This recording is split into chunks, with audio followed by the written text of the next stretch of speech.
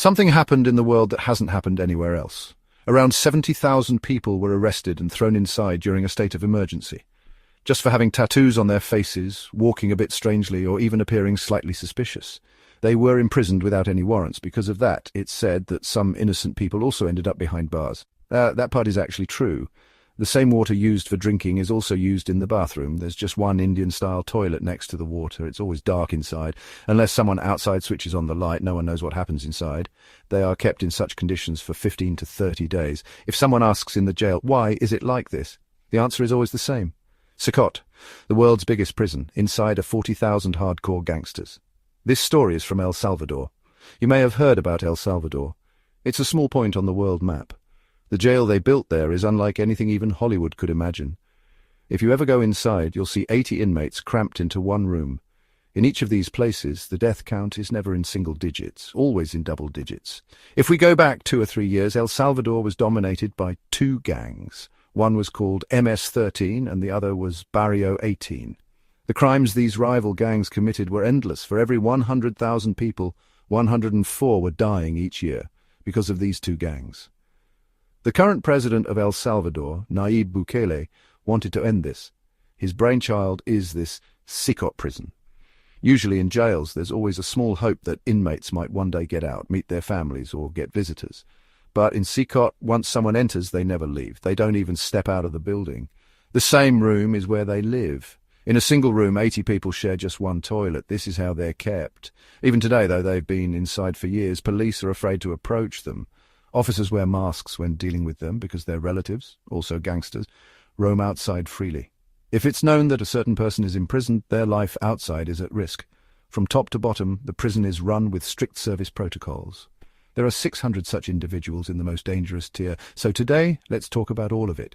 How someone could even dream of escaping such a prison, the steps it would take, the gangs themselves, the conflict between them, the years it took to build such a prison, and most importantly, how the government managed to throw 70,000 people behind bars without a warrant just because they looked suspicious. That's what today's video is about. And if you've been watching my videos daily, you know. Every video I make brings you something new. I take everything happening around us in our world and explain it clearly in just 10 minutes so that everyone can understand. My videos work like a small knowledge pill before you go to bed. So if you're new here, make sure to hit the subscribe button below so you don't miss any of these videos. Done subscribing. To really understand CECOT, we need to go back to March 2022. President Nayib Bukele took a firm decision. Why? Because in a short span of days, gang violence exploded, especially due to one gang, MS-13, Mara Salvatrucha 13, one of the most dangerous gangs in the world. It started in Los Angeles, California in the 1980s, but its roots are in El Salvador, Honduras and Guatemala. They have a coded language and peculiar tattoos. The number 13 inches is always part of the tattoo. These tattoos also have secret hand signs. They're extremely dangerous. Beheading enemies and torturing rivals is second nature to them. They operate not just in the US, but also in Mexico and Spain. But in El Salvador, they had the most control over the streets. Their rival gang is Barrio 18. The name comes from 18th Street Gang. Over time, they became a huge force too, strong enough to challenge MS-13. They tattoo 666 on their foreheads and believe they serve the devil. Most of them are Mexican and Central American immigrants, but when it comes to recruitment, they even bring in kids younger than 10. These gangs are powerful in street warfare. In areas they control, even the police are scared to enter. That was the situation. They have a signature tattoo, a teardrop under the eye. Each teardrop represents a person they've killed. If someone has more than 3 teardrops, even they don't remember how many people they've killed. Like I said at the beginning of this video, the body count usually starts at 50 or 100. The government had no control over the streets, so they declared a state of emergency. The president ordered, if anyone even slightly looks like a gangster or has tattoos, arrest them, show no hesitation. And just like that, the police swarmed the streets. For the next 16 months, they arrested tens of thousands. I mentioned at the beginning of the video that they might have killed more than 3 people, maybe 50, maybe 100. No one even knows how many they've killed. That's the kind of situation it was. The streets were completely under their control. That's when the government laid down an iron fist. The country was declared in a state of emergency. The vice president of El Salvador publicly stated, if anyone is seen acting suspicious on the streets or has tattoos like these, don't hesitate. Lock them up immediately. And just like that, the police stormed the streets. For the next 16 months, the country was under a strict emergency rule. If someone acted even slightly out of line, they were taken into custody. Not just hundreds, thousands were arrested.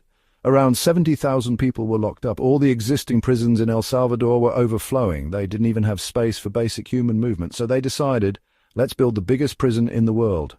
And this prison wouldn't just prevent escape, it would crush even the thought of escape. If any prisoner somehow got inside, they wouldn't be able to come out again. At that time, 2% of El Salvador's population, around 70,000 people, were locked up. So the prison they built could accommodate 40,000 inmates. It has 8 different blocks inside. If you look closely, each building has its own wall. On top of that is an electric fence that's about 4 to 5 meters high. Around the entire prison, there's a 9-meter-high wall with an additional 4-meter electric fence on top. Even if someone managed to scale all that, they placed pebbles all around the perimeter so that even a small footstep would make noise. First of all, the prison is very far from civilization. It's isolated from the real world. It has a separate sewage and electricity system. Even if the entire country loses power, this prison has generators that can run for a week. Surrounding it are 600 military personnel, and now there are 1,000 continuously on duty. As I said at the beginning, everyone wears masks inside except for one person, the block jailer.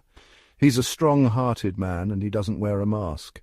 Why? Because he believes that to control such dangerous criminals, you need to look them straight in the eyes. Now that you understand the prison's infrastructure, let me explain how life is inside for the prisoners. Listen carefully, you'll understand why this is important. Just imagine, someone goes inside and is thrown into a room with 80 others. As I said, there are 8 blocks, and each building has rooms on either side. Each room holds 80 prisoners. Every room has one toilet. For sleeping, there are basic bunker-like platforms. No mattress, no blanket, nothing. They are given a small white cloth. That's it. Their uniform, a simple white t-shirt, white shorts and slippers. Nothing more. As for nutrition, they eat the same juice 3 times a day, breakfast, lunch and dinner, and it's always loaded with sugar, just enough to keep them alive. Importantly, they are not given any protein-rich food, no chicken, no meat, nothing, only what's necessary to barely survive, and that's not all. Prisoners do not step outside their rooms even once a day. Only once a week, for about an hour, they are brought out for basic mobility exercises, just so their joints don't lock up, so they don't even feel like they're alive anymore. It's almost like they're in a robotic system. And for anyone entering the prison, even if it's a journalist, they're checked thoroughly for almost an hour. They scan your entire body, including bones, just to ensure that even if someone swallowed something metallic, it can be detected. Because people have already tried such things. The prison is designed with preventive systems. After all that, only then are you allowed inside, so the inmates have absolutely nothing with them. If any cameraman goes in and tries to record, some of the inmates will stare at the camera and try to send secret messages. The footage is then reviewed by police, and anything sensitive is blurred or cut out before being released. That's how strict it is. And even then, inside this prison, there are gangsters who've been in the game for 30 years, 20 years, even teenagers aged 18, 20 or 21. Even though they are young, the crimes they committed are massive. That's why every step taken here must be handled with extreme caution. Even if someone makes a small mistake inside, there's a jailer for every block. They can immediately take you and put you in an isolation cell, and that isolation cell is like a movie climax. Sometimes they keep you there for 15 days, even 30 days. No light comes inside.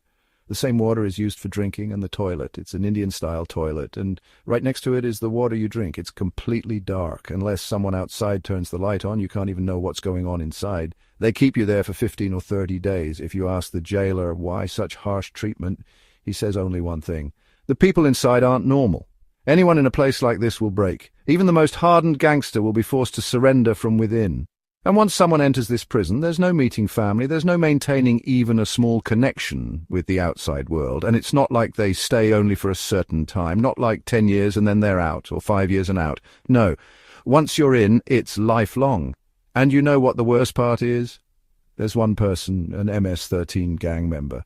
He joined the gang in 2004. He worked in gangs for about 30 years. When they brought him in, he said just one thing. If I regret anything in life, it's that I saw my son only when he was 4 years old. Now he must be around 21. I haven't seen him since. That's the only pain I have. If I could see my son, I'd say only one thing. Don't do what your father did. If you do, you'll end up like me. Go, enjoy the world, enjoy life, and enjoy freedom. You can hear it from him directly.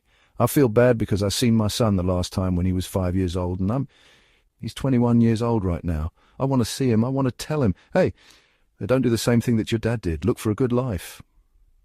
Almost every single person in there was responsible for the deaths of hundreds or thousands of innocent people.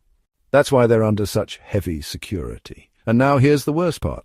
Some human rights activists say that in this emergency crackdown, even people who didn't commit any crimes, innocent people, were caught up in it as collateral damage and thrown inside. Who will answer for them? Many families don't even know where their loved ones have gone. Maybe if they see videos like this, they might find out. Because the connection is cut. They don't know whether their person is alive or dead, whether he went to another country, or whether he's stuck inside the jail. That's what some people are saying. What do you think about this? Let me know in the comments below. And if anyone acts out of line, if they behave differently, speak even one word out of place. I'm telling you this with full seriousness. Inside, there's an armory. It has every type of gun, from AK-47S to AR-15S, from M4S to submachine guns, handguns, shotguns, tear gas, snipers, body armor. Everything you see in Hollywood movies is there. If needed, they can take out these weapons and shoot whoever misbehaves.